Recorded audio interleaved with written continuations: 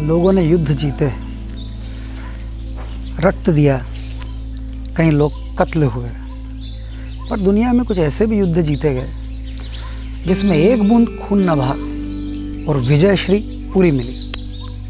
ऐसी थी हमारी माँ पुण्य श्लोक देवी अहिल्या। माँ की इतनी सुंदर कहानी है कि जब पेशवा ने सोचा कि एक महिला जो विधवा है और कोई वारिस नहीं है, तो एक महिला कैसे राज करेगी, तो उन्होंने सोचा कि हथिया लिया जाए राज को। और पेशवाज ने पूरी तैयारी कर ली और वो इंदौर के बहुत करीब तक आ गए। जब माँ पुण्य श्लोक देवी अहिल्या को पता लगा तो वो बड़ी आश्चर्यचकित हुई कि जिनके सरपरस्ती में हमने इतना काम किया, जिनके लिए हमने इतनी लड़ाइयाँ लड़ी, आज वही हमसे लड़ने आ गए। तो माँ अहिल्या ने कहा कि कितनी सेना आई है, तो पता लगा कि सेना बड़ी थी। इतनी सेना माँ अहिल्या के पास नहीं थी।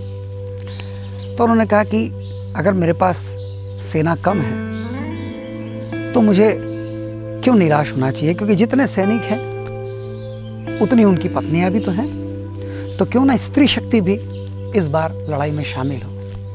और देवी अहिल्या के आह्वान पर सारी स्त्रियां लड़ाई के लिए तैयार हो गई।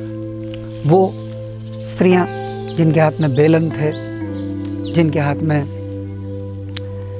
कड़ची थी, वो छोड़कर तलवारें लेकर के आ गई और सेना बन के तैयार। मगर इस बीच देवी अहिल्या ने एक पत्र लिखा पेशवा को।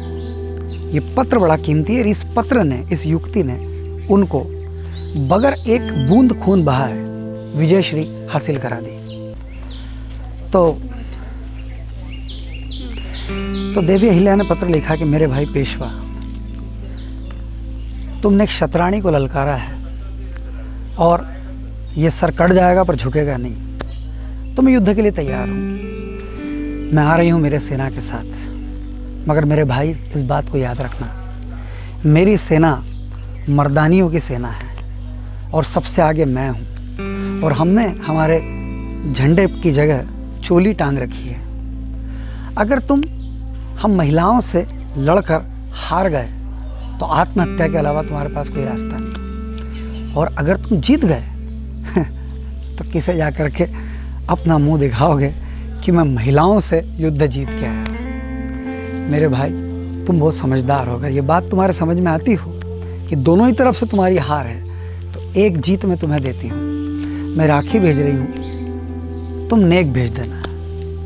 और मरता क्या ना करता, परिस्थिति ऐसी निर्मित हो गई कि पेशवा ने नेक भेजा और अहिल्या को बहन स्वीकारा। और उस दिन पूरे इंदौर में दिवाली मनी, एक रक्त का बूंद न बहा और विजय श्री हासिल हो गई। ऐसी हमारी पुण्य श्लोक अहिल्या देवी, इन्हें बारंबार